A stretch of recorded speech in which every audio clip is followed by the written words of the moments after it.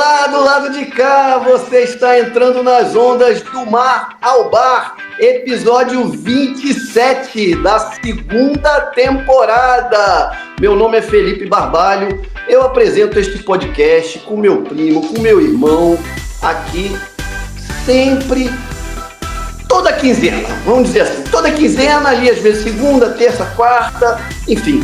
E como é que o pessoal faz para encontrar a gente, Fernando? Do Mar ao Bar, arroba do Mar ao Bar, no TikTok, no Spotify e no YouTube. e arroba do Mar ao Bar oficial no Instagram. No YouTube você ouve e vê esses rostos maravilhosos que ilustram aqui a sua tela. No Spotify você não tem o bônus do vídeo, né? Alguns diriam que é o ônus de ouvir tantas observações importantes, né? E no TikTok e no Instagram temos os cortes proporcionados pelo nosso diretor, já que o nosso Gen Z resolveu abandonar de vez a colaboração com a geração X. É a geração Z deixando o X na mão. Mas, ô Fernando, tem o Instagram, qual é o endereço do Instagram? Do Mar ao Bar oficial. É diferente. É diferente dos outros. E agora vamos passar a bola para o Marcelo, que o Marcelo ele vai falar rapidamente, para quem não conhece, sobre o que é o nosso podcast e vai apresentar o tema deste episódio. Boa! E aí, galera? Beleza? Mais um episódio e, mais uma vez, né? Chegando ao 27, seguimos aqui com temas relevantes, essa troca de ideia maravilhosa que a gente faz quinzenalmente, às segundas-feiras, Felipe, às segundas. Às vezes não, mas a maior parte das vezes é segundas-feiras. Quase sempre.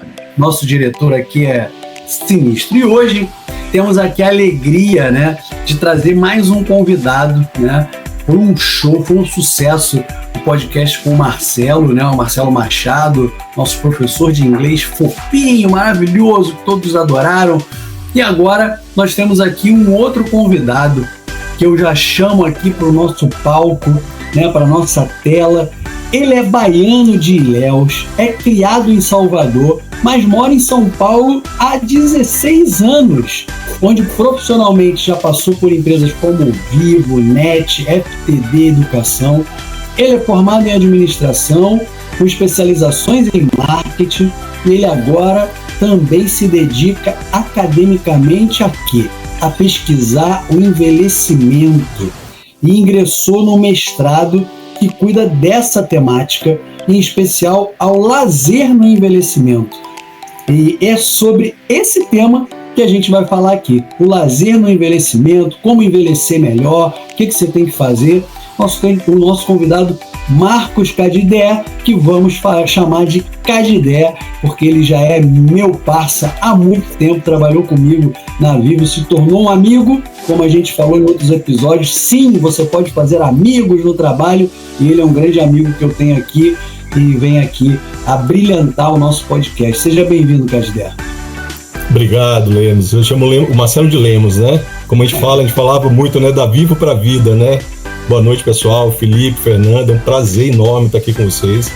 Já acompanho o podcast, os temas realmente são muito interessantes e para mim é um privilégio estar aqui e a gente trocar essa bola sobre envelhecimento, que é um tema tão importante e ainda pouco falado, né? Menos do que deveria. Obrigado aí pelo convite. Privilégio é nosso. É isso aí. Cadidé é um grande amigo e um cara de sempre bom convívio, e o tema que ele está estudando tem tudo a ver com o que a gente tem falado aqui, geracional, né? A gente fez aquela mudança temática do nosso podcast que falava de futebol e corporativo, fomos para esse tema geracional, então cai aqui como uma luva, unimos aqui duas coisas, né? A amizade com o conhecimento que ele tem. E eu queria começar, Cadidé, te perguntando, de forma geral, o que te motivou a escolher esse tema do lazer na velhice, né, para você fazer a tua pesquisa de mestrado? O que deu assim, vou estudar sobre isso? Legal, Lemos. Essa é uma questão que eu sempre revisito, né, porque o motivo realmente foi bastante pessoal, né? Eu também sou geração X, né? Tô quase aí perto de 50, tô com 46, quase para 47. E existe na literatura, na psicologia, fala que existe um período ali do nosso amadurecimento que a gente começa a pensar, né? A gente chega ali mais ou menos à metade da vida, né? Pelo menos como era considerada a faixa etária antigamente. E você começa a pensar, né? O que é que eu já fiz, para onde que eu vou, como é que vai ser minha vida daqui na outra metade, vamos chamar assim. E dentro dessas reflexões, eu comecei a me preocupar assim, o que é que eu vou estar fazendo no meu período quando eu estiver com mais idade, na fase realmente a partir de 60 anos, né? Mesmo estando ainda produtivo no trabalho, mas depois quando vier a aposentadoria, né? Olhando os cenários das pessoas que eu conheço que já são mais de 60 anos, e aí esse tipo de inquietação me levou a começar a planejar esse meu futuro. É muito comum, quando a gente pensa assim de futuro, envelhecimento, se preparar para esse período do pós-período de trabalho, da parte financeira, da parte de saúde, mas eu tinha uma inquietação um pouco maior, né? A gente tem algumas coisas que terminam acontecendo no período que a gente se torna idoso. A gente, se é casado, se tem filhos, tem família grande, esses filhos vão crescendo também, vão saindo de casa, ocasionalmente em algum momento você deixa de trabalhar e se aposenta. O que é que você faz, né, a partir desse momento? Então, antes de entrar no lazer, no envelhecimento, eu decidi fazer algo que conseguisse preencher o meu tempo depois que eu parasse de trabalhar. Então, eu entendi que o caminho da carreira acadêmica seria um lugar legal para eu investir, né? Então, entendi que para você entrar na academia você precisava entrar no mestrado e comecei a pesquisar, né? Nessa pesquisa de mestrado, eu fui buscando os cursos, como é que entra, eu era completamente leigo nesse sentido, não sabia nada, né? Como é que esse mundo funcionava, apenas como estudante. E aí eu me deparei com esse curso de estudos do envelhecimento, que é um campo da ciência que eu não conhecia, né? Eu não sabia que existia. Existe um campo da gerontologia, né, que é o estudo das doenças do idoso de uma forma mais relacionada à saúde, mas as ciências do envelhecimento eu não conhecia. E a diferença é que as ciências não olham só para a saúde, não olham só para a doença, ela olha para o idoso como um ser integral, né? É um ser como a gente vai ser esse ser, e a gente tem todas as questões humanas envolvidas, além da questão da saúde, que realmente tem uma questão de um impacto aí no envelhecimento. E aí eu achei esse curso, então eu comecei a juntar a minha necessidade de entender como é que eu ocuparia o meu tempo livre, né, quando eu fosse me aposentar, com esse plano, esse programa da universidade que fala do envelhecimento. E aí eu conversei com alguns professores, né, um dos caminhos que a gente tem para entrar no mestrado é você proativamente abordar alguns professores que são daquela universidade para eles te ajudarem a entender que tipo de estudo seria o ideal para você, né, algo que você goste, você tem afinidade e tal. E eu abordei alguns, né, abordei profissionais que eram mais da área do direito, área da saúde, e terminei encontrando uma professora que era da área de educação física, né, e que, olhando o meu objetivo de estudo, entendeu que o lazer seria algo que pudesse entregar o que eu estava querendo investigar como pesquisador, né, e eu não sabia que existia um campo, assim, uma área teórica bastante robusta falando de lazer. O lazer a gente pensa em divertimento, descanso, na verdade tem bastante teórico, tem bastante material, tem bastante ciência por trás disso. E aí ela falou, olha, acho que se você estudar lazer, você vai conseguir abarcar isso que você quer descobrir, que você quer entregar, que você quer investigar. E aí eu montei um projeto, né, olhando o envelhecimento, nesse foco do lazer, e passa por várias disciplinas, passa pela saúde, passa por questão de políticas públicas, e aí caí nesse lugar do lazer, e realmente a quantidade de informação que tem, as possibilidades que tem, a necessidade de investimento nesse campo é muito grande. Então eu queria algo que fosse relevante, e aí eu vou falar um pouquinho mais sobre a questão da mudança, né, da pirâmide etária brasileira, né, especial, e o lazer, que é super importante, que mexe com a cabeça da gente, né? A gente precisa estar com a cabeça boa, não adianta a saúde só estar boa, se a cabeça não estiver boa, não anda. E aí eu entrei nesse universo aí, tô aí, nesse caminho. Legal. Bacana. Vamos lá, Fernando. Fernando, você tem uma questão para ele já de bate-papo? Legal, Cadidé, assim, ó, Marcelo? Cadidé, assim, é muito instigante. Desde que o Cadidé, para quem não acompanha tão de perto o podcast, é talvez quem tenha feito o comentário mais extenso da história do podcast, né? Fez o comentário mais extenso, várias considerações, e aí despertou até a nossa vontade de trazê-lo para conversar, porque você via que ele estava embasado para discutir alguns dos temas que a gente recorrentemente volta aqui. E aí, nessa preparação aqui para receber você, uma das perguntas, uma das questões que surgiram aqui é o seguinte: qual é a principal? Porque você parece abordar, e isso é uma impressão, e você confirma se eu estiver certo ou corrige se eu estiver equivocado na abordagem. Existe uma diferença entre lazer só como descanso ou distração e o lazer entendido como forma de desenvolvimento pessoal, né? Havendo essa diferença, qual é o que traça essa linha, né? Aonde que o lazer deixa de ser meramente uma pausa para descanso ou uma pausa para um divertimento, como a gente diz, esvaziar a cabeça, e aonde que o lazer começa a ser um fator de desenvolvimento pessoal, especialmente para quem vai avançando na idade. Legal, Fernando, é muito boa essa questão, porque assim, o senso comum, né, entende o lazer muito ligado ao divertimento e bastante ao descanso, né? Mas se a gente for olhar nos estudos que já foram feitos até então, esse conceito de lazer como descanso, ele é relativamente recente, porque recente considerando o tempo que existe o ser humano na Terra, vamos chamar assim, né?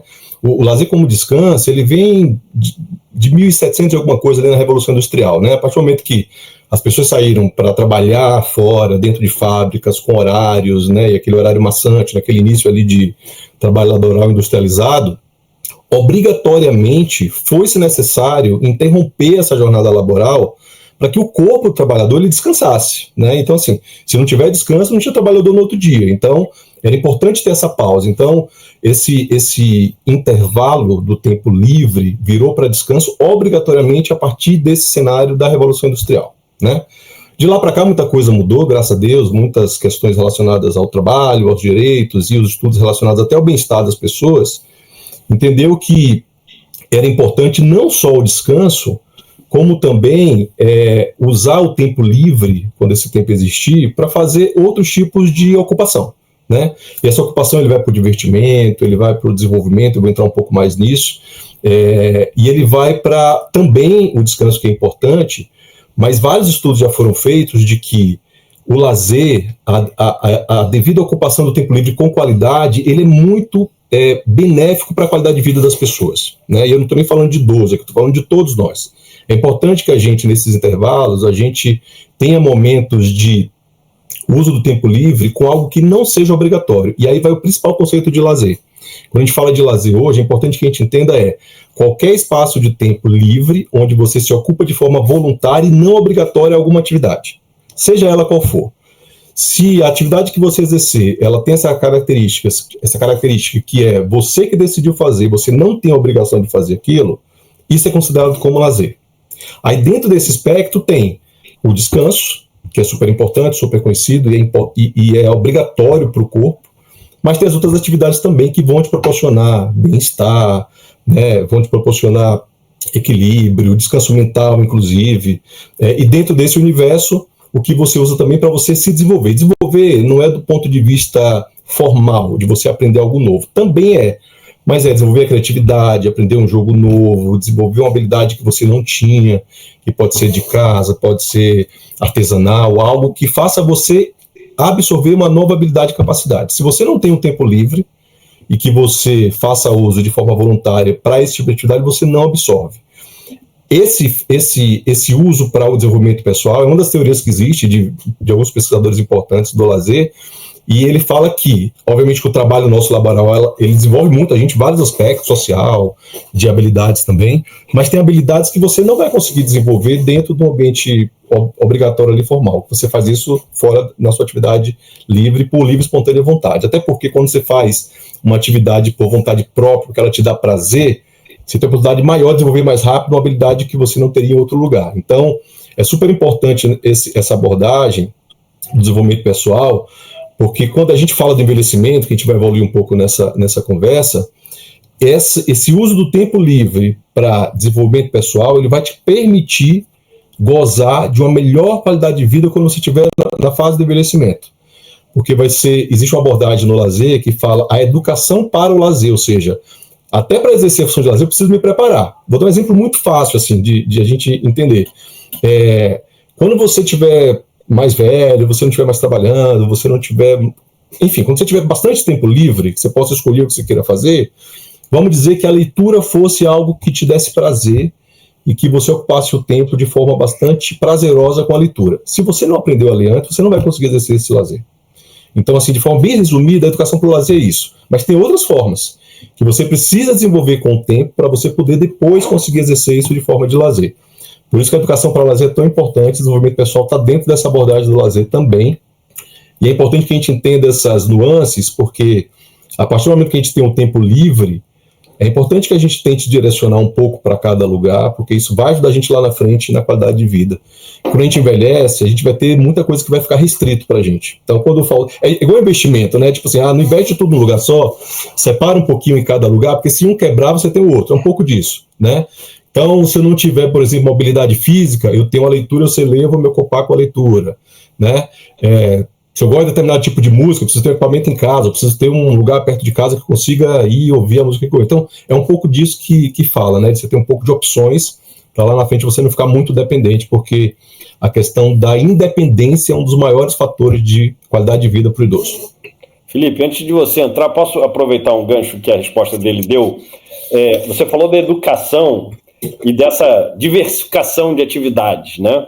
Da educação para o lazer, né? Ou seja, você aprender a usufruir do seu tempo livre, e da diversificação de atividades, ou seja, quanto mais atividades você puder ter acesso, você não se restringe com as limitações que o envelhecimento vai trazendo. Você acha que essa avalanche de rede social, né, e principalmente conteúdo de rede social de baixa qualidade, né, ou de baixa variação temática, está deseducando todas as gerações? Assim, ela pega o pessoal já mais velho, né, que é presa fácil, digamos assim, ou mais fácil, né, das redes sociais, mas você acha que as gerações atuais, da nossa para frente, né, elas também estão se deseducando nesse sentido, de se preparar para usar o tempo livre fora das redes sociais? Fernando, você fez uma pergunta assim, a gente podia ficar só o podcast falando só desse pedaço aqui, porque é muito interessante, assim, ó, dizem que quando você vira pesquisador, você fica um pouco chato, assim, né, e acho que uma professora minha falou assim, você vai perceber que você vai estar o tempo inteiro tentando analisar tudo e questionando tudo, assim. Eu pego o transporte público para ir trabalhar, para ir para a universidade, enfim, e aí eu fico no ônibus ou no metrô, né, eu fico só observando todo mundo, as coisas, o comportamento e tal. E aí cai nisso que você comentou, né, essa questão do smartphone é a tecnologia, a gente não vai negar, é importante, ninguém consegue mais viver, mas assim, é uma armadilha muito perigosa, que a gente precisa tomar muito cuidado, a gente precisa dominá-la e não deixar ela dominar a gente, né? Eu observo muito no dia a dia, especialmente no transporte público, eu fico vendo várias gerações ao mesmo tempo, né, indo ali pro seu trabalho, fazendo as coisas, tá todo mundo dentro do seu smartphone, e eu fico tentando capturar o que elas estão fazendo, né? Infelizmente tem aquelas coisas todas do tigrinho, dos jogos, né, daqueles gamezinhos de telefone, aí tem os comportamentos que são mais diferentes, né, as mulheres estão mais olhando ali os rios ali das fofocas, das influências e tal, os homens estão mais olhando futebol, muitos estão em jogo, em game e tal, mas tudo muito rápido, passando o dedo muito rápido, sem entender muito o que está acontecendo ali, né.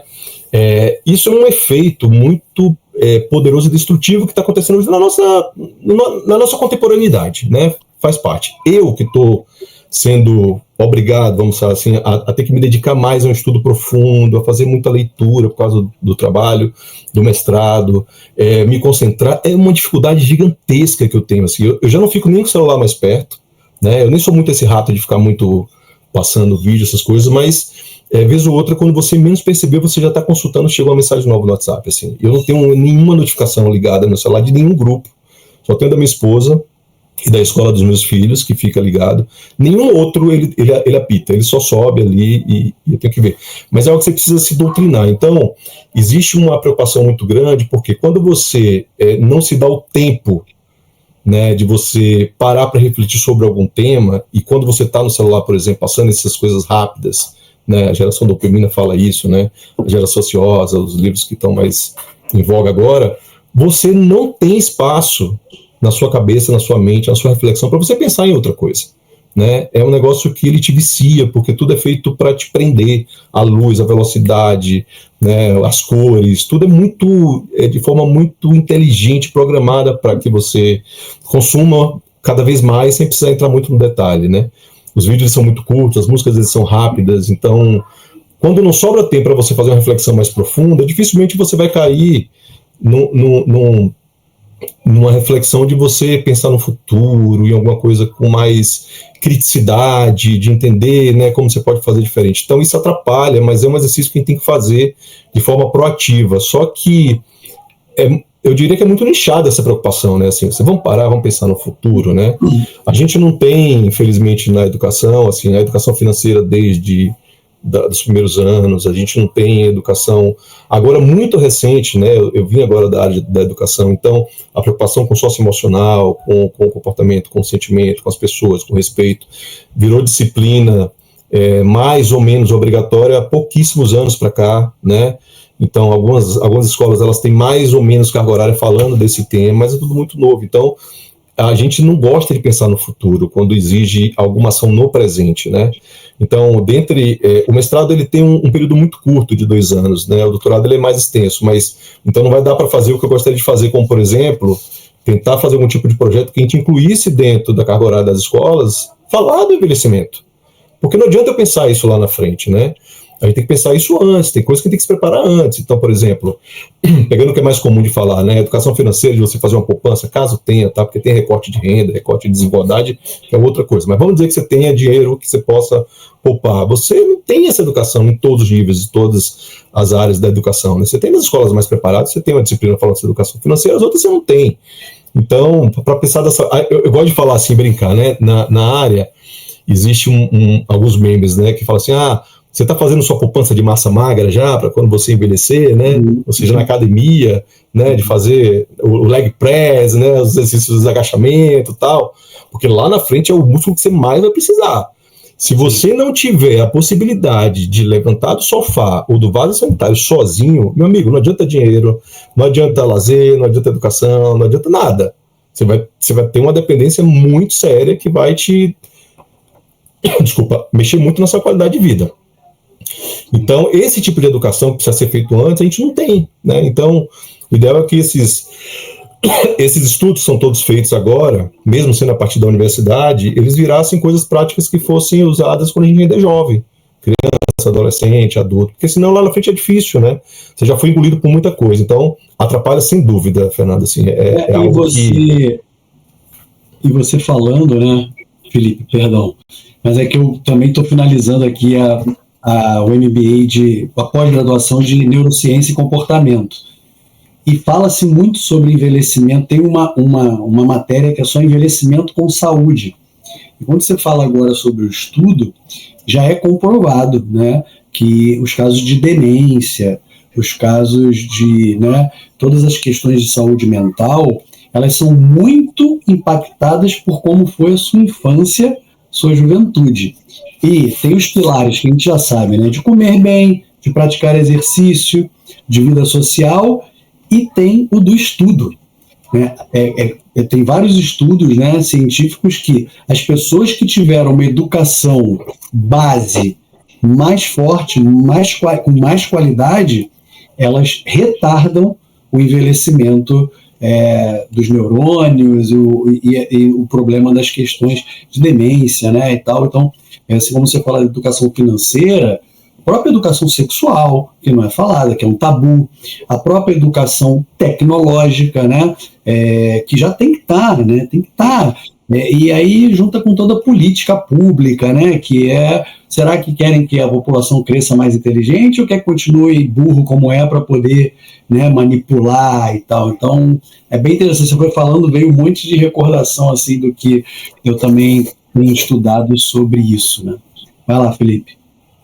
Não, tô aqui apreciando aqui. Enfim, o que você falou aí, com a ideia de se preocupar cada vez mais cedo, E aí esses dias, por um acaso, me veio na cabeça umas teorias aí, que aí claro, aquelas coisas que você pega no ar, aí vai pesquisar, será que já existe alguma coisa em relação a isso? Eu comecei a pensar nesse processo de envelhecimento. Esse podcast foi meio feito nessa segunda temporada, foi muito em cima disso, que né, foi uma proposição do Fernando, uma ideia, e aí, eu vou fazer 50 anos ano que vem, então a partir dos meus 49 até os 50, como encarar esses 50 a mais, né, que eu estou entrando e eles já estão, né, e você daqui a pouco está nesses também. E aí começou a me vir na cabeça assim, será que tem a velhice, assim, entre aspas, né, a terceira idade, ela tem uma infância, uma adolescência e depois uma plenitude como um adulto do envelhecimento. Aí quero saber se nos seus estudos, já que você tem falado aí dessa educação, a partir de que idade mais ou menos a pessoa tem que começar? Você falou que a gente está perto dos 50, né? Esse podcast é voltado para essa pessoa de 50, mas é aquilo, os 50 são os novos 40, os 40 são os novos 30, né? Essas coisas, né? Os 30 são os novos 40, enfim. Você consegue dividir assim, uma adolescência eu até achei um termo, envelhecência, eu achei esse termo, não sei se na academia tem, mas eu achei aqui em umas pesquisas de internet. Tem essa divisão, a partir de que idade? Como é que você dividiria isso? Esse termo, Felipe, envelhecência, ele existe sim, eu não tenho profundidade para falar dele, mas ele é um termo que ele fala justamente isso, porque envelhecer é um processo, né? Por mais que se exista uns marcadores que ajudam até a fazer os estudos e as políticas públicas, por exemplo, nos países que são mais desenvolvidos, você é considerado uma pessoa idosa a partir dos 65 anos, né? Já em países em desenvolvimento, como é o caso do Brasil, ele é considerado idoso a partir dos 60. Então, as políticas elas são sempre desenhadas considerando esses marcadores. Só que o processo de envelhecimento, ele é um processo realmente que pode variar de pessoa para pessoa, e ele tem algumas, aí é uma opinião muito particular minha, tá? Ele tem uma questão um pouco enviesada, que varia muito a depender do tipo de pessoa. Vou dar um exemplo, tá? Existe muito preconceito em termos do envelhecimento, de várias formas, né? Mas como você tocou nesse ponto de quando é que a gente começa a envelhecer? Para o homem e para a mulher é diferente, né? Os sinais, eles são diferentes, né? As políticas são diferentes. Então, se a gente for somar ao processo de envelhecimento, por exemplo, ao processo da menopausa na mulher, que pode começar ali a partir dos 45 anos, ela começa a envelhecer muito antes da gente, dos homens, o que é totalmente injusto. É injusto porque o processo de envelhecimento ele não deveria ser algo pejorativo ou negativo, mas infelizmente a gente considera, né? Existe um senso comum aí, meio inconsciente, que considera. Por exemplo, na academia, se você for pegar um texto da Organização Mundial da Saúde, da OMS, ele vai falar o idoso, a idosa, o velho, tal. Isso já está sendo questionado e já está sendo alterado em vários lugares. No Brasil está sendo feito um trabalho grande para mudar isso, de mudar o termo idoso para pessoa idosa, né? E por que isso? Porque existe o Marcelo Lemos, que está estudando neurociência, deve ter contato com esse termo. O nosso cérebro ele tem uma característica de tentar realizar o menor esforço possível para tudo, né? Ele quer gastar menos energia. É um processo de evolução que vem lá das cavernas, para a gente, quanto mais energia tiver, mais chance de a gente se manter vivo a gente tem. Então o cérebro, tudo ele tenta resumir para facilitar o entendimento, e nesse processo de resumir, ele gasta menos energia. Então, se eu falo idoso, automaticamente você vai desenhar na sua mente assim, uma pessoa que tem mais de 70 anos, cabelo branco, barrigudinho, já parou de trabalhar, está morando em casa, talvez não consiga ler de óculos, anda devagarzinho, pode andar. O cérebro ele faz isso em sei lá quantos milésimos de segundo. Quando eu falo pessoa idosa, eu estou dizendo assim, ela é uma pessoa como você e que por acaso está numa fase que tem algumas características que pode ter ou pode não ter, depende de como ela envelheceu, que doenças ela foi acometida, qual é o histórico dela de vida, quanto que ela cuidou da pele, se ela trabalha ou não, se ela leu ou não, se ela teve estudo ou não, então é muito variado. Então, eu não sei te dizer de fato se existe um marcador muito claro, eu espero que não, eu acho que não, espero que não, mas existe algumas coisas que acontecem nesse processo que mostra o quanto que a gente está nesse caminho. Na universidade, eles costumam dizer assim, o processo de envelhecimento começa a partir do momento que você nasce. E é verdade. Biologicamente, né? Algumas células ainda continuam se desenvolvendo e multiplicando, outras já começam a se deteriorar e não voltam mais. Então, o processo biológico, de fato, ele envelhece a partir do momento que a gente nasce. E é importante que se pense desse ponto de vista, né? Porque a partir do momento que a gente olha que o envelhecimento começa desde sempre, eu consigo, por exemplo, trazer para a fase da iniciação escolar um tema que você vai viver quando você tiver 60, 70, 80 anos. Né? Se eu não enxergo isso como um processo dessa magnitude, dessa longitude, eu não consigo trazer essa discussão para cá. Né? Então é importante até que não tenha esse tipo de marcação para a gente pautar demais quando começa esse processo. Eu estou falando isso assim, de um lugar de alguém que quase todas as pessoas, quando acabam chegando num papo de idade, chegam para mim e falam: você não parece que tem 49 anos, pô, não sei o quê. Então, eu acabo me vendo muitas vezes. Antes eu me via assim: pô, esse cara aí não tem maturidade para ter esse cargo na empresa. O Marcelo, a gente até em outros episódios aqui já falou, né? A pessoa chegar e falar: pô, esse cara é muito novinho para estar, pô, não sabe nada. E era o contrário, já às vezes era até mais velho do que a pessoa. E hoje Comentarismo reverso, né? E hoje em dia eu começo já a me ver em outro lugar, de alguém que, pô, exigem de mim uma vitalidade que algumas coisas, às vezes, eu não chego ainda, é tão rápido, né, hoje em dia. Então, isso é uma coisa, assim, é um desafio que, claro, depende de pessoa para pessoa. Tem gente que tem marcadores mais claros, como a barba grisalha do Fernando, a sua também um pouquinho, sim, né? sim, a do Marcelo, mas, enfim, são marcadores que, assim, eu tive realmente pensando nisso, que a adolescência da velhice, entre aspas, né? Porque quando você começa a achar que, não, eu acho que ainda posso fazer isso, não posso. Então, isso em relação ao lazer, por exemplo, em atividade relacionada à atividade física, é uma coisa muito mais impactante, né? E pegando esse gancho, né, Cadidé, você falou, né, sobre como você decidiu ir por esse caminho, né, e aí depois especificou mais a questão do lazer, né, e sem dúvida você falou um pouco sobre, né, as coisas vão chegando e você vai começando a pensar mais sobre isso, né, e eu realmente, para mim, assim, com 50 anos, né, foi caramba, cheguei na metade do século, né, e você, se você não tomar cuidado, você seta a tua cabeça para, eu tenho menos anos de vida do que eu já tive, né? Porque podemos chegar aos 100? Podemos, mas é muito mais remoto do que os 50 anos já vividos seus, né? Então, diante disso, né, da tua escolha, que você está estudando, que aprendizados que você agora, com uma visão de pesquisador, né, e também um cara que está entrando nessa fase aí, quase de 50 a mais, né?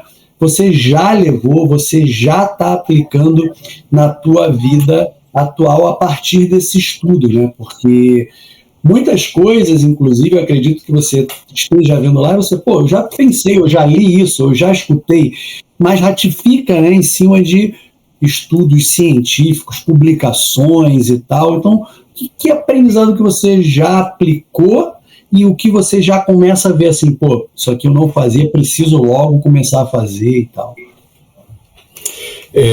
Foram várias coisas, né? Principalmente do lado pessoal, né? Uma coisa que me chamou muita atenção, depois que eu tive contato mais profundamente com os números, porque assim, tem um pesquisador de Harvard que ele fala que a pessoa que vai viver 150 anos, ela já nasceu, né?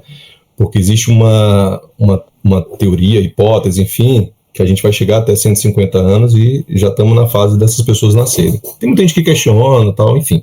Mas o fato é que viver até 100 anos é uma realidade totalmente factível, né? A gente, se eu não me engano, acho que 2070, a gente tem previsão que a nossa média de idade para ver vai ser mais de 80 anos, né? A média, assim, a previsão mesmo. Se a gente olhar para trás, sei lá, de 50 anos para trás, a gente tinha a média de 45 anos, a faixa etária, né, a média de vida do homem, né, todas as doenças que existiam, a tuberculose, as coisas que a ciência ainda não tinha evoluído. Então, uma das coisas que me chamou muita atenção quando eu tive contato com os números é que realmente a gente tem muito tempo de vida pela frente, né?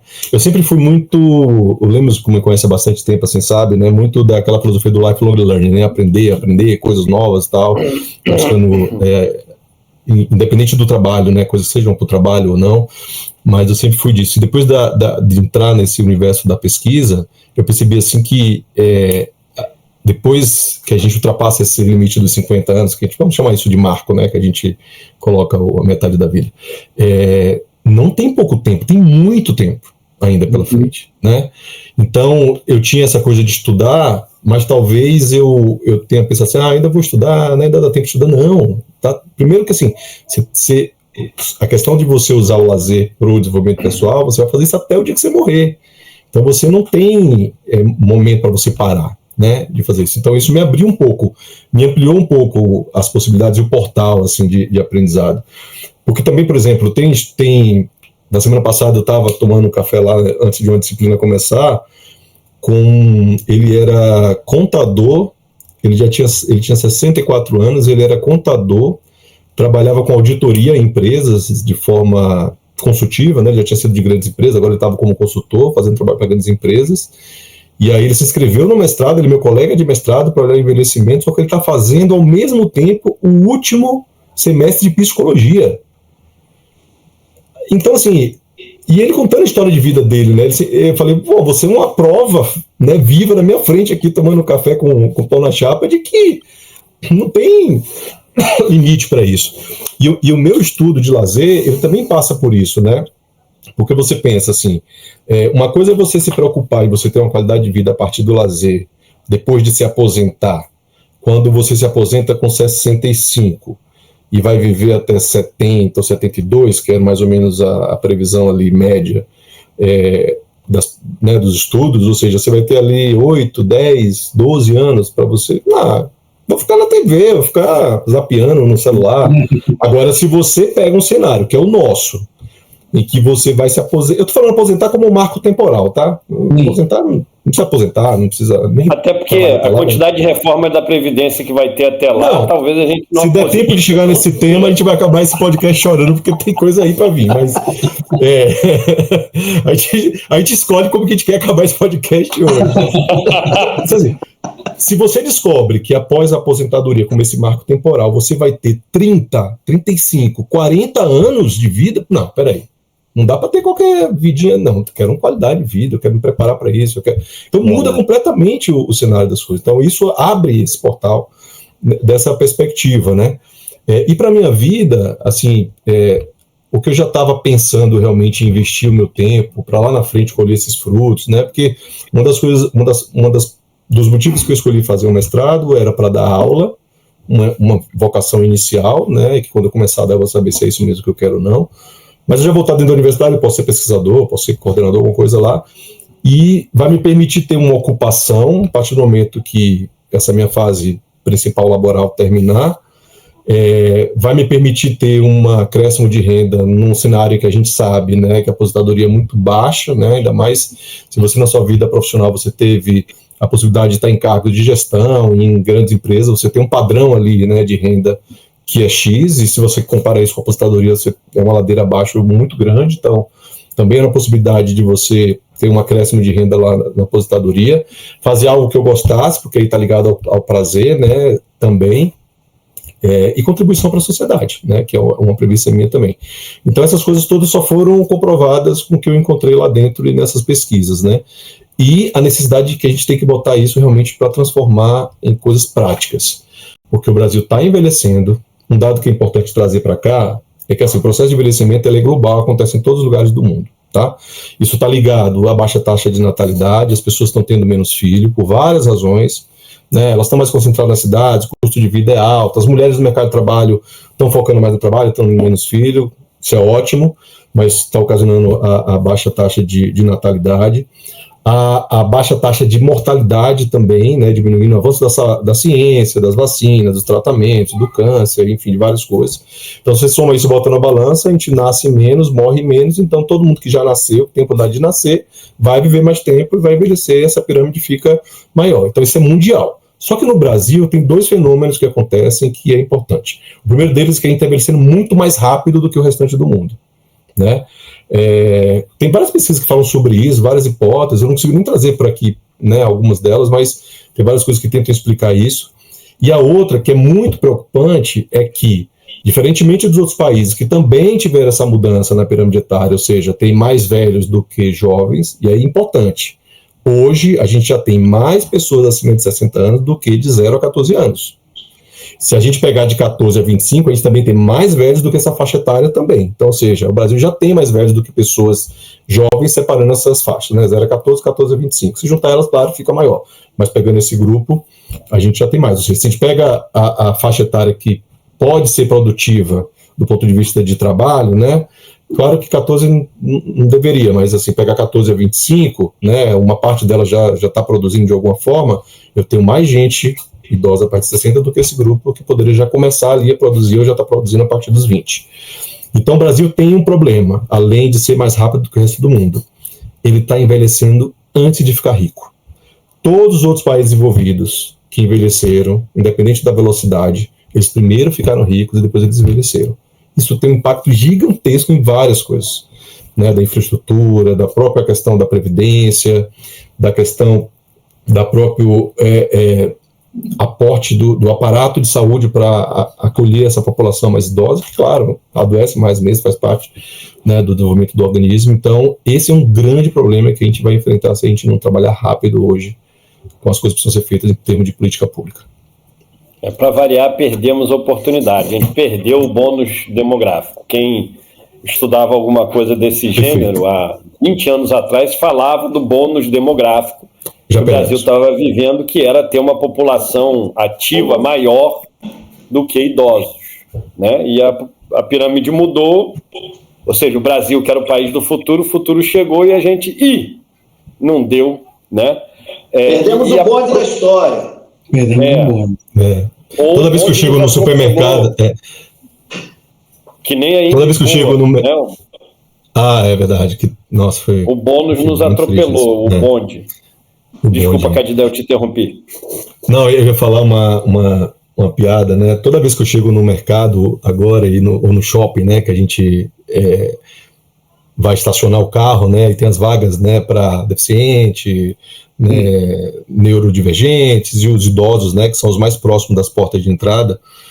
E eu procuro ter alguma coisa ali por perto, não é por preguiça, não é por causa dos meninos, né, porque eles reclamam de andar, não sei o que, tá, essa geração. E aí tem muita, né, porque tem um percentual ali na lei que fala que você precisa ter, eu não lembro agora qual que é, da quantidade de vagas, X% tem que ser para idoso. E aí toda vez que eu paro, eu fico pensando, o que vai acontecer com essas vagas, né, porque assim, se você pensar, em 2070, a gente vai ter, a previsão do IBGE, tá, a gente vai ter em torno de, eu tenho esse número fácil aqui, cadê? Em torno de 48% da população acima de 60 anos, em 2070. Então você imagina, as políticas, as leis, elas vão ter que mudar, né? Porque a necessidade de você estar próximo do local de desembarque, ela não vai mudar, né? Se você tiver, né, possivelmente dificuldades maiores de mobilidade do que uma pessoa mais jovem, você vai continuar tendo que ter esse benefício de estar próximo. Então, assim, se hoje, sei lá, não sei qual que é o número, mas vamos dizer que hoje 30% das vagas tenha que ser para pessoas idosas. Lá na frente vai ter que acompanhar o número. Hoje, 15,3% da população do Brasil é de pessoas idosas. A gente vai para mais de 40%, né, em 2070. Então, assim, muda tudo, muda muita coisa, né? Então, realmente, se preparar agora... Em fila de embarque para avião, né? Eu brincava que agora a gente tem a figura do super idoso, né? Ninguém usa esse termo, mas é o super idoso. Tem a prioridade por lei para o idoso, maior de 60. Só que na fila, eu já fui algumas vezes, há algum tempo eu já não vejo mais, mas algumas vezes eu vejo assim, prioridade aqui, primeiro, antes de todas as prioridades, vamos dar prioridade para quem tem mais de 80 e está voando, né? Ou seja, está viajando, se deslocando para algum lugar, muitas vezes até em turismo. E aí, Cadidé, você falou dessas questões econômicas, como é que num país como o Brasil, de muitas diferenças econômicas, socioeconômicas entre as classes, né, entre os diversos grupos, isso afeta idosos também. E você falou, o Brasil ficou velho antes de ficar rico. Então, ou seja, a gente tem um contingente grande de idosos sem condição econômica plena ou um mínimo de condição econômica até para subsistir, quanto mais para pensar em lazer, né? Teus estudos chegam a abordar essa questão, ou seja, a carência, a hipossuficiência econômica chega a afetar, tem um impacto muito grande ou menor sobre a capacidade de lazer do idoso, no Brasil especialmente? Tem totalmente, Fernando. Antes de responder as perguntas, só para deixar o número correto aqui, em 2070, que é a previsão do IBGE, a gente vai ter 38% da população idoso acima de 60 anos. Estamos falando de 75 milhões de pessoas, tá? Esse é o número que está previsto e, obviamente, à medida que vai ter no censo, a gente vai atualizando isso, mas esse é o número atual, né? Mas voltando à sua pergunta, o fator econômico, ele impacta de forma direta a questão do envelhecimento e a questão do lazer, tá? Tem um dado importante que aparece em várias pesquisas, que é o seguinte, quando a gente fala assim, a Organização Mundial de Saúde, ela fala muito do termo de envelhecimento ativo. Esse é um termo que ele é bastante discutido na universidade, rebatido, porque ele termina resumindo um pouco da questão, né, que você é um idoso que você vai ter atividade e tal. Não é só sobre isso, tem muitas camadas nesse sentido, para tentar deixar o problema um pouco mais complexo. Mas o fator econômico, ele impacta diretamente. Vários estudos que são feitos, inclusive aqui no Brasil, comenta da questão do lazer no idoso, e ele traz uma coisa que está por trás disso em algumas situações e que faz parte de um contexto um pouco maior e tem a ver com a economia, né? A gente tem uma desigualdade muito grande no Brasil, né? A gente tem, né, muita gente pobre, a gente tem pouquíssima gente com dinheiro, e essa desigualdade impacta de várias formas. Uma delas é que existe um percentual altíssimo de famílias, né, que dentro dessas casas, desses núcleos familiares, existe uma pessoa idosa e ela é ou o principal provedor dessa casa ou o único provedor dessa casa, né?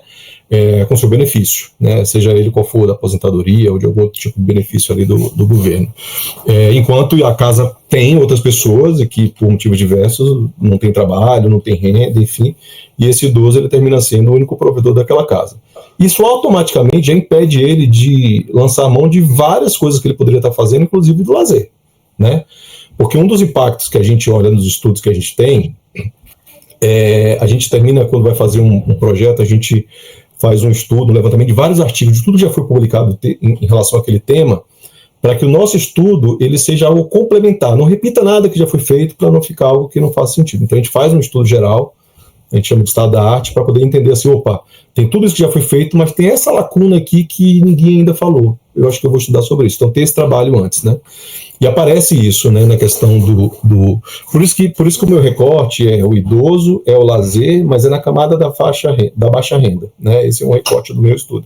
E aparece muito isso, né, de que a questão financeira não necessariamente da falta do dinheiro do idoso, né?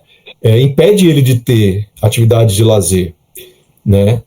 Mas sim a questão, ele até tem renda, mas a renda dele ele termina sendo usada para suprir a necessidade daquela família, daquela casa. Então ele não consegue usar para outra coisa. E aí, somado a isso, a gente está falando especificamente do meu recorte de estudo, que é da baixa renda, é que essa população ela está prioritariamente concentrada na periferia das cidades, das grandes cidades, né?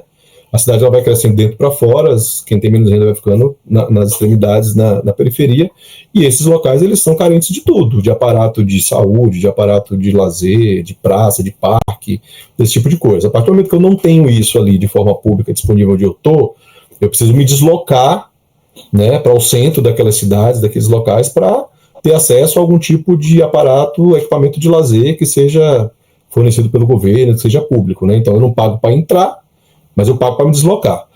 Mas tem a questão, o idoso não paga transporte. Tem muita coisa aí nessa situação, né? Tem transporte que não é adequado, tem questão de segurança.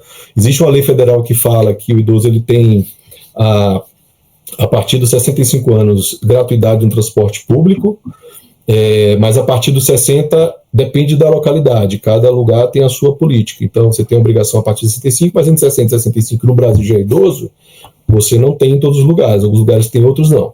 Então, se você também quer usar um teatro, se quer ir no cinema, alguma coisa, você tem que ter dinheiro também para você entrar. Então, essas coisas, esse recorte financeiro, ele impacta muito nessa questão de você ter a possibilidade de usufruir o seu direito, porque o lazer é um direito, está na Constituição, inclusive, usufruir do seu lazer como uma pessoa integral que a gente é, né? Então tem essas questões. E para além do financeiro, tem a questão da mobilidade, tem a questão da cidade, da infraestrutura, das calçadas, da iluminação, da segurança, né, as praças, os parques, porque uma das coisas que mais interfere na qualidade de vida da pessoa idosa, não deve ser só do idoso, mas do idoso, que é quem está estudando, é a socialização. Isso é fato, assim, isso é muito importante. E ele vai encontrar essa socialização nesses locais de relação das pessoas ali, dos parques, dos clubes, né, dos teatros públicos. Se você não tem isso disponível, né, minimamente bem conservado, próximo de sua casa, você não usa, né? E tem outros fatores também, né? Então, assim, termina usando o idoso muito para cuidar do filho pequeno. Tá? Eu vi em um dos episódios que vocês comentaram, não lembro qual dos 3, falando sobre a geração sanduíche, né? A geração em que, aí no caso não é o idoso, mas é o do meio, né? Ainda já está cuidando dos filhos, mas ainda cuida dos pais, né? Só que tem a terceirização dos avós também para cuidar dos filhos, de quem na família sai para trabalhar e não tem quem deixar. Então, não tem dinheiro, não tem tempo disponível, não tem energia, não tem praça, não tem rua, impacta diretamente na qualidade de vida desse idoso. Estudos como o seu aí, eles são muito importantes assim, para despertar, né, no poder público esse tipo de preocupação que você foi falando, eu fui me transportando aqui. Começou a brincadeira aí do perder o bonde da história, eu peguei o bondezinho aqui de Lisboa, temos o Rio de Janeiro aqui também, aqui no Pão de Açúcar, e é uma grande diferença que eu sinto aqui, morando aqui em Lisboa, claro, a quantidade de idosos aqui também, né? O país não é que ficou rico, né? Mas, enfim, ficou socialmente desenvolvido muito antes do que ele envelheceu, né? Então, justamente assim, aqui você vê o idoso aqui tendo uma vida um pouco mais tranquila. Eu saio aqui para ir ao mercado aqui perto de casa, vários idosozinhos ali andando devagarinho, e aqui, por mais ladeira beça, por mais que o espaço público seja totalmente acessível, claro, tem as ladeiras, mas eles vão lá devagarzinho com o seu saquinho de compra, vai lá, faz as suas compras. Aqui não tem, diferentemente do Brasil, não tem fila para idoso, porque senão também, acho que já chegou, né, muito antes, né, em relação à quantidade de população, porque senão ia ser só fila, né, para eles, enfim, ia ser maior do que as outras, né. Então, assim, essa preocupação, né, de ter o espaço público, os parques aqui, você vai a um parque muito mais tranquilo do que qualquer parque que você vá. Aí estamos falando da realidade do Rio de Janeiro, de grandes cidades, né, que tem um problema de segurança.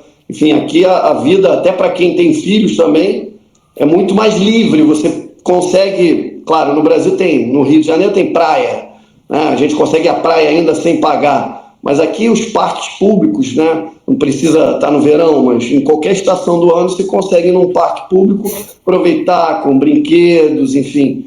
E o idoso também pode desfrutar dessa vida ao ar livre, né, que é uma qualidade de vida que se tem, e socializar, como você falou, que é muito importante isso, né, em relação ao idoso, que chega ao momento da vida, às vezes tem que ser arrimo da família ali, né, do resto da família, né, enfim, bancar, né, o resto da família, conseguir sustentar e ter uma longevidade aí de qualidade. Então, esse é um ponto até que eu e a Dani, minha esposa, a gente fala muito sobre isso, né, a gente viaja, né, e a gente acabou já indo várias vezes para Orlando, por exemplo, e fomos aí, né, em Lisboa, como os idosos parecem muito mais saudáveis, né? É muito nítido, assim, você olha e fala, caramba, que vitalidade, né? Várias vezes a gente pegou aí em Lisboa aquelas ladeiras e eles subindo e descendo, querido, com uma facilidade, assim, com todas as suas restrições, mas com uma facilidade incrível. Nos Estados Unidos a mesma coisa, né? Os idosos nos parques, não só trabalhando, não só se divertindo, como trabalhando também, né? E aí eu penso que tem essa chavinha, né, que a gente até conversou sobre isso, uma chave super importante que é a da segurança, que ele já desliga, né? Eu não preciso estar o tempo todo alerta para o que vai acontecer. Cara, isso para mim também é, aqui, né, com alguma base científica, mas no achismo, aumenta a tua longevidade absurdamente. Porque você tem que ficar o tempo todo preocupado se vão te assaltar, se vai acontecer alguma coisa, né? Então, esses aspectos de educação que a gente falou, da base, né, que esses países mais desenvolvidos, né, também têm uma educação mais sólida, as pessoas têm mais acesso, né? Você vê, meus amigos estão nos Estados Unidos, a primeira coisa foi para lá, independente de ter alguma coisa, ter lugar, já tem um lugar na escola para a criança, se a criança está lá, é uma obrigação, né? É a mesma coisa na Europa. Então, essa questão educacional e a questão de segurança, do social e tal, afeta absurdamente nessa diferença aí que a gente está falando, né? O período que eu passei viajando muitas vezes para a Alemanha, aí você pega ali trem pra caramba, né, dentro da Alemanha, aí você vê idoso pra caramba entrando com a bicicletinha ali, ó, vai de uma cidadezinha para outra, sai na outra, vai lá, dá lá ó, caminhada na trilha lá de algum lugar maneiro, daqui a pouco volta, pega o trem, tranquilo também, então a rede de transporte também ser boa, enfim, toda a questão, a vulnerabilidade que a idade traz fisicamente, muitas vezes, e socialmente, né, em termos de segurança, de ser mais vulnerável ali para qualquer risco, realmente isso é algo que o Brasil, envelhecendo, tem que ser algo que, mais do que toda essa polarização que a gente está vendo hoje em dia, tem que começar a ser uma preocupação grande, e estudos como o do Cadidé são muito importantes de ter. Que vai pegar todo mundo, né? Ninguém escapa disso. Não tem como. Isso. Todo mundo quer, né? Ninguém quer morrer antes de ficar velho, pô. Exatamente. O problema, né, que a gente já viu uma grande catástrofe acontecendo, que pegou todo mundo e a gente aprendeu pouco com ela, que foi a Covid, né? Então, a gente achou que as pessoas iam melhorar seu comportamento e, cara, é uma loucura, né? Mas que esse tipo de estudo, esse tipo de reflexão ajude, né, a gente a realmente ter medidas públicas, né, consistentes, e não que entrou um de esquerda e vai, aí o de direita entra, quer fazer tudo diferente, aí né, independente de lado, né, são aquelas políticas realmente que é uma política de Estado, que, né, isso aqui precisa ter o plano diretor dos próximos 30, 40 anos, enfim. A gente não pode perder essa esperança. E eu acho que essa consciência, acho que o Cadidé falou um negócio na intervenção dele, que é importante, me lembrou um caso da família, para variar. Né? Ele falou assim, antigamente as pessoas se aposentavam e aí tinha um horizonte de 8, 10, 15 anos no máximo para viver. Então, dá aquela acomodada, né? Hoje, você tem um horizonte aí de 20, 30 anos e vai aumentar. E eu lembro da avó da Isabela. Era casada, e aí o marido faleceu, o marido mais velho, como é mais habitual acontecer, ficou viúva. E o final da vida do avô da Isabela foi mais sofrido, ele teve um câncer, então foi mais difícil, ele perdeu um pouco da consciência, etc. Então foi um período que ela se empenhou muito em cuidar do marido, etc. E o marido faleceu, teve período de luto, mas quando terminou o período de luto, a pessoa saudavelmente se permite voltar a viver, a fazer as coisas, e ela sempre foi uma senhora super ativa. Ela faleceu com 96 anos, conversava, andava, adorava sair para tomar chopp, né? Muito essa questão do lazer, ela se permitia ler, conversar, né? Mas foi engraçado que ela ficou viúva, acho que com 78 anos. E aí, pouco depois de passar aquele período mais sério do luto, a gente estava fazendo não sei o que, e ela externou para a Isabela, minha esposa, falou assim, eu tinha tanta vontade de aprender italiano. Ela viu acho que um filme que passava na Itália, tinha tanta vontade de aprender italiano. Eu falei, vó, por que você não estuda? E eu e meu irmão moramos na Itália, eu falo italiano. Eu falei, vó, até eu aprendi italiano, então, pô, você vai aprender fácil. E ela virou e falou assim, não tenho mais tempo para aprender italiano, né? Isso ela falou com 78, 79 anos, ela viveu até os 96, ela podia ter aprendido italiano, podia tentar uma faculdade 3 línguas, mestrado, doutorado em letras de italiano. Excelente exemplo. Teria sobrado espaço. Acho que o alerta que o Cadidé fez com isso, né, e a importância de você introduzir algo que falou assim, você fica com mais tempo livre conforme o tempo passa, né? Você se desvincula das obrigações profissionais, quem não é obrigado a ficar com neto, com filho, né? Não tem uma obrigação de sustentar a família, né? Não tem essas preocupações. A pessoa precisa ocupar o seu tempo, né? Até para essa velhice ser algo saudável. Eu acho que o alerta que o Cadidé deu é espetacular. Então vamos lá. Papo 3 dicas, Cadidé, para amarrar o episódio. 3 dicas para quem quer envelhecer aí com essa qualidade, preocupação com lazer.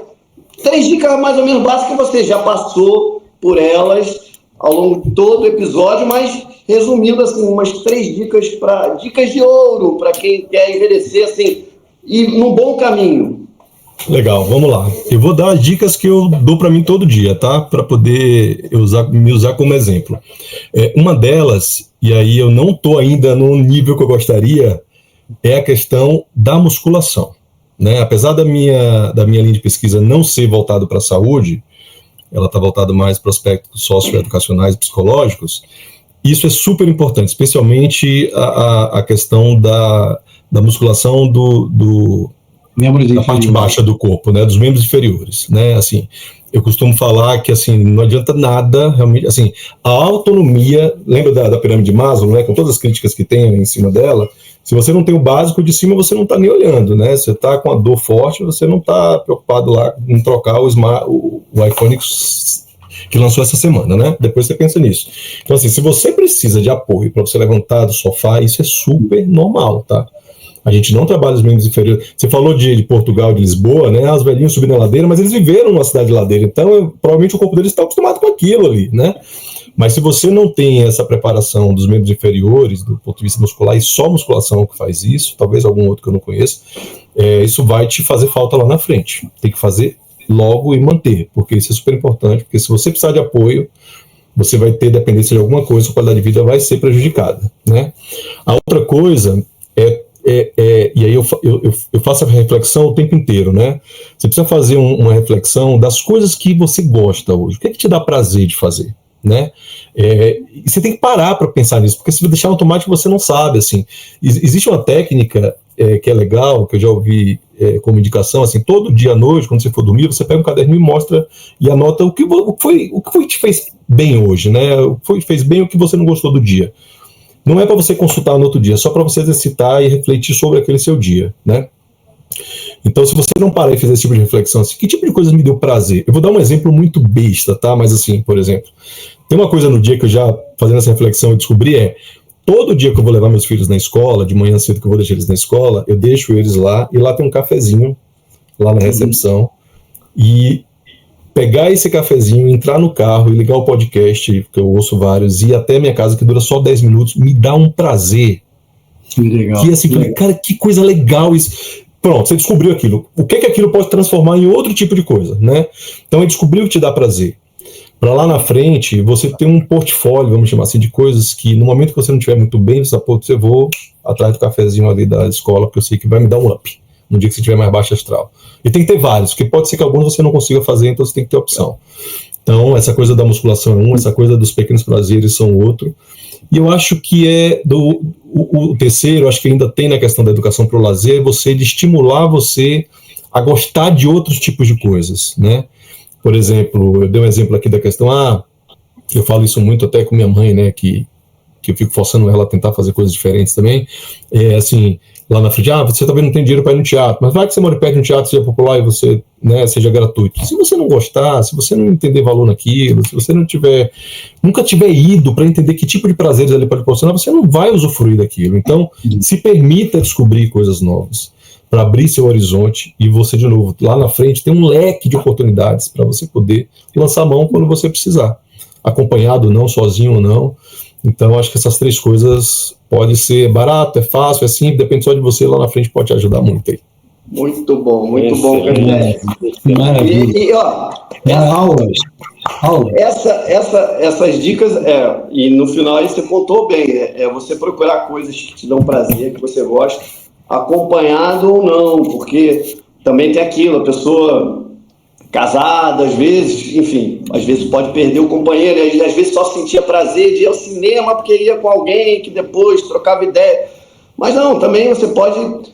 O Marcelo teve um outro episódio que ele falou aí de um podcast que ele estava ouvindo do Uri Benício, que, senta na varanda, fuma um charuto e...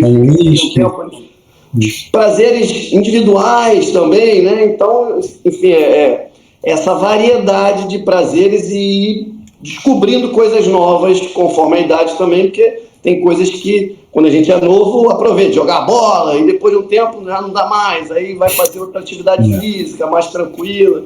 Enfim, é isso daí, é um ótimo fecho aí.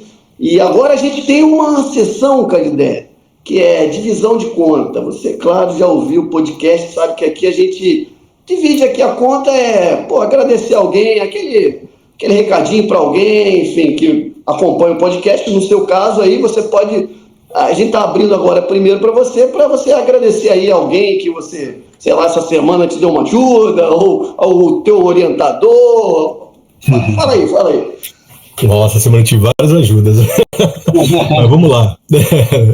Eu vou agradecer, primeiro a vocês pelo convite, foi maravilhoso essa conversa, bate-papo gostoso demais, assim, bem bom. Tomara que um dia tenha a oportunidade de se conhecer, né, de perto, presencialmente. Lemos, claro, já tomei vários chopps com ele, mas o Felipe... Tivemos um dos jantares mais prazerosos da vida. Nossa, que ele ficou na história. O dia que eu mais dei risada na vida. Muita risada, velho. Que maravilha. Sabe aquela risada que sai espontânea, assim, que não quer parar, né? Isso é muito mas bom. Mas o meu agradecimento formal, não sei se ela está escutando, mas depois eu conto para ela, é para minha esposa, que eu deixei ela na obrigação de garantir o silêncio na sala, não deixar os meninos... Tem 2 crianças aqui, uma de 4 e uma de 6, eles tinham ido jogar futebol, eu falei, papai, quando vocês subirem, porque eles sempre sobem, vêm aqui no escritório, me dá beijo, isso aqui, olha, papai vai entrar na reunião agora. Quando vocês subirem do futebol, não vai lá no escritório, que o papai vai fazer um trabalho. Mas depois eu saio e vou dar um beijo em vocês, tá bom? Tá bom. Aí atrasou um pouquinho e tal. Falei, amor, chega aí, porque não vai dar tempo, tal. Se você perceber que eles vão fazer zoada, você segura os meninos, não deixe entrar, para não atrapalhar o áudio. Deu tudo certo, tá protegido, não sei se ela tá escutando. Qual o nome dela, Cadidé? Simone. Obrigado, Simone. Depois eu boto ela para escutar, para ela ver a gravação. Deu tudo certo.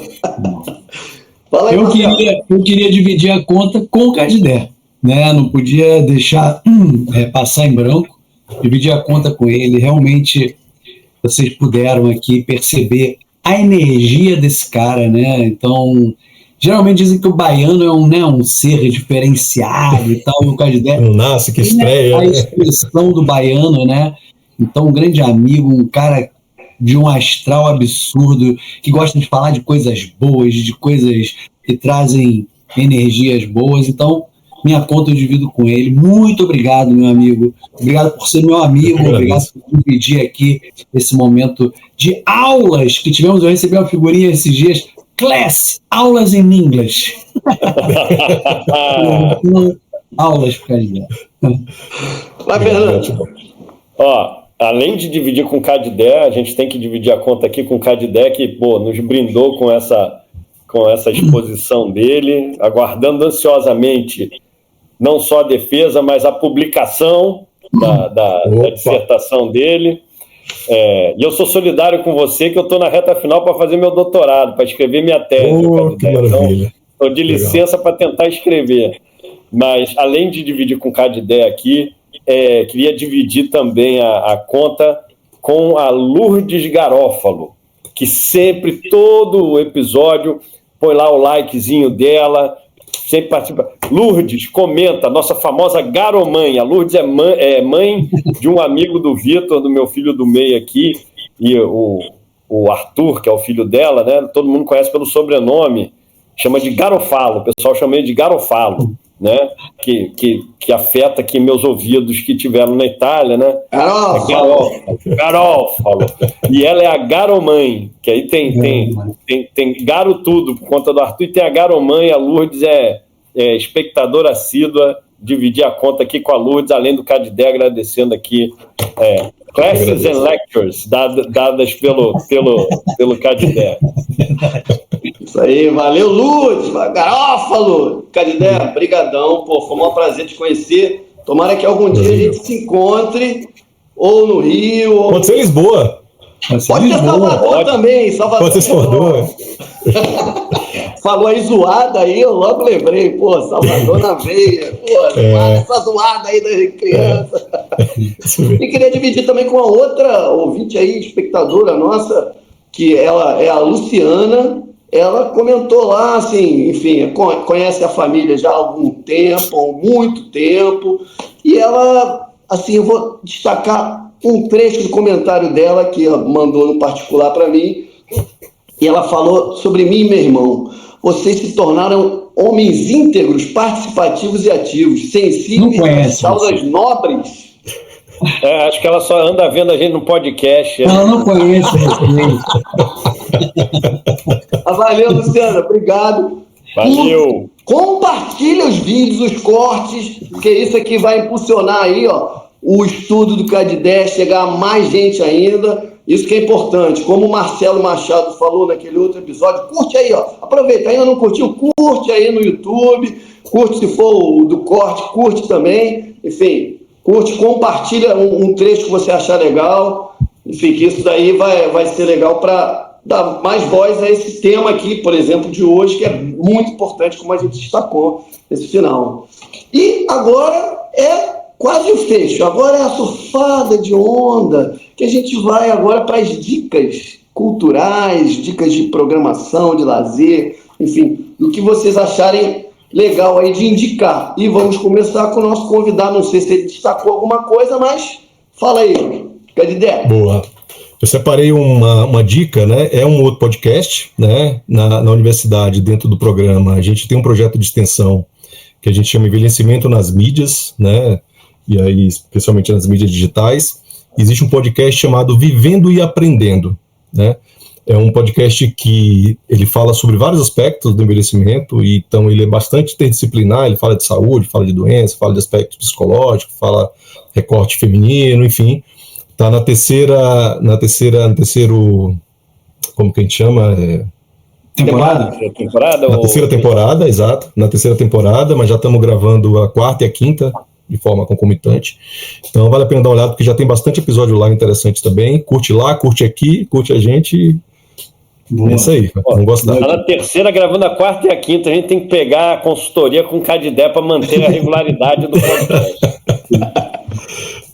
Fala aí, emenda aí, Fernando. Vamos lá. Eu quando vim para cá, pensando em qual a onda que eu ia recomendar, puxando pelo tema do episódio de hoje, eu lembrei de um filme que, para variar, eu vi pegando carona na Isabela, que estava parada aqui assistindo, né? Aí eu sentei para ver com ela. O filme chama A Grande Fuga, talvez o Cadidé tenha visto. É um filme com Michael Caine, de 2023, que ele é um veterano da Segunda Guerra, e ele mora numa casa de repouso com a esposa, etc., e mostra muito dessa estrutura maior para os idosos, né? É uma estrutura mais ajeitada, com uma casa de repouso onde há lazer, a estrutura, a autonomia para o idoso fazer as coisas, só que ele foge da casa dos idosos para ir às celebrações dos 70 anos do dia D. E esse é um relato real, é uma história real da Inglaterra. É um veterano inglês, ele foge, pega lá a barca para atravessar o Canal da Mancha, e aí é mais ou menos a aventura, que é ir para lá, dividir apartamento com um veterano que ele conhece no meio do caminho, e as vicissitudes, né, de encontrar veteranos mais doentes, mais limitados que ele, encontrar veteranos mais novos, outros veteranos de outras guerras mais novas, em que ele pode compartilhar a experiência dele. O filme é muito bom, Agora, duvido você falar qual foi o streaming que você viu. Acho que é Netflix. Eu acho que é Netflix. Pelo menos esse ele viu, né? Que no outro ele falou assim, eu vou dar uma dica aqui, que eu não vi, mas a Isabela disse que é muito Eu não bom. vi, mas minha mulher disse. Vamos jogar que no chat GPT para ele falar pra gente. É a grande fuga. A grande fuga. Eu tenho quase certeza que é no Netflix. Enquanto vocês dão as ondas de vocês aí, eu vou catar aqui. Vou pegar minha cola aqui. Fala aí, Marcelo. Então, eu vou dar uma dica de leitura. E também está associada aqui ao Cadidé, né? Eu estou finalizando, e diferente do Felipe, que é mal educado e saiu da tela naquele dia, no último episódio, eu não vou ali buscar o livro, eu busquei aqui na internet, e é A Vida Sem Crachá. Esse livro é um livro maravilhoso, da Cláudia Giudice, que tem uma pousada onde foi o casamento do Cadidé. Então, é a pousada A Capela, né? Que fica... Qual é o nome do lugar? Aquele lugar lá, Cadidé? Arembepe, Praia de Arembepe. Praia de Arembepe. Só que isso é um detalhe. O livro conta muito sobre como você se identifica como pessoa sem ter uma identificação do crachá, da empresa, como que você reconstrói sua vida após uma demissão, quais são seus planos B, C, D, E. Então, muito legal o livro, assim, me identifiquei com ele em várias partes, acho que o Felipe também vai se identificar em várias partes. A Vida Sem Crachá, da Cláudia Giudice, e quero muito conhecer a pousada. Inclusive, troquei mensagem com ela, porque ela atende no WhatsApp e no e-mail da pousada, e falei, estou querendo aí, inspirado pelo seu livro, porque é maravilhoso. Dá o nome da pousada, tem o nome da pousada aí? A Capela. A Capela. Muito bom. Pô, já, pô. Eu falei, o idoso é maluco. É porque eu tava correndo atrás da cola aqui, ó. A grande fuga tá nos seguintes streamings, tem 2. Você pode ver no Amazon Prime e no Apple TV. E na Apple Não TV. no Netflix. No Netflix, não. Não. Vai por exclusão. Ou você pode perguntar à minha esposa Isabela onde é que ela estava vendo quando eu peguei carona. Isso aqui é uma loucura. Desculpa aí, Cadidé, desculpa. Qual a sua onda? Assim que é bom. A minha onda é a seguinte, a minha onda é em inglês. Only Murders in the Building. 5ª temporada. Only Murders in the Building. 5ª temporada da série. Já 5ª, agora estreou a 5ª temporada, os 3 primeiros capítulos da 5ª temporada. Disney Plus. Eu sei o streaming, pô, com licença. Steve Martin, aquele Martin Short. Steve Martin Short e a Selena Gomez. Sensacional. Se vocês não viram até hoje, começa a ver. 1ª temporada, 2ª temporada. São episódios meia hora, um pouco mais de meia hora. Boa. Sensacional. Para quem gosta de negócio de mistério e comédia, claro, Steve Martin, bom pra cacete. Muito bom. E agora essa temporada agora, então, eu vou até pegar uns cortes para botar junto com os nossos cortes, que tem tudo a ver com as paradas aí. Boa. E é isso. Acabou. Agora, um pouco mais de 1 hora, quase não batemos o recorde, que ainda teve um chorinho ali antes, mas um pouco mais de 1 hora, foi VaptVupt e VaptVupt, né, nós temos. E, pô, queria agradecer aqui o Cadidé e suas considerações finais, Cadidé, aí muito obrigado e fala aí. Gente, eu queria agradecer mais uma vez o convite, foi um papo delicioso mesmo, né, de um tema que para mim hoje é bastante sensível, né, que eu tenho estudado, eu gosto de falar sobre isso, tal. Quando eu comentei lá e vocês me falaram, o Lemos falou comigo, eu falei, putz, vai ser um prazer enorme estar aqui com vocês, né, agregar o podcast, que seja um sucesso, né, o programa inteiro, o podcast seja um sucesso. Quando sair, já vou mandar lá na universidade, eu falei, já falei de vocês aqui, dá uma força aí para poder ajudar a divulgar, mas super obrigado mesmo, estou à disposição, se tiverem qualquer dúvida também, quiserem estender a conversa, e quando tiver a oportunidade de a gente se encontrar junto também, vai ser muito bom. Obrigado mesmo. A gente que agradece, Cadidé, aí agradecer mais uma vez a presença, as lições valiosíssimas do Cadidé, né? Como eu disse, acho que todos temos que aguardar aí a publicação da dissertação, depois de aprovada, com recomendação de publicação, se Deus quiser. E agradecer a audiência dos nossos 18 leitores, como dizia o Agamenon. Não, já são bem mais do que 18, graças a Deus. Gente, um abraço. Não tem muito mais o que falar depois de tanta coisa boa que a gente ouviu hoje. Valeu, galera. É isso aí. Obrigado aí, Cadidé, pela tua participação. Como a gente falou, aulas. Agradecer a galera aí que está dando uma força. E a gente precisa muito da tua força também, Cadidé, de passar o episódio depois para sua rede, para a faculdade, para todo mundo que puder. Certeza. Porque é um papo que, ajuda demais, cara. A galera precisa acordar. Lembrando, galera, antes da gente terminar, das nossas redes, do Mar ao Bar no YouTube, no TikTok e no Spotify. Até estava falando para eles esses dias, ouvir no Spotify o último episódio. É maravilhoso ouvir pelo Spotify, é diferente do que ver no YouTube, né? Eu gosto muito de ouvir. Dá até para entender, né? Exatamente. Você imagina coisas, né? E do Mar ao Bar Oficial no Instagram. Curte, comenta, compartilha. Agita aí pra caramba, porque como a gente falou, a gente não quer ficar famoso, mas se ficar também, legal pra caramba também. Valeu, gente. Um abraço. Um abraço. É isso. E tem uma coisa importante, que são os cortes mesmo, que vocês podem compartilhar sem problema nenhum. Agradecer Cadidé e até de repente.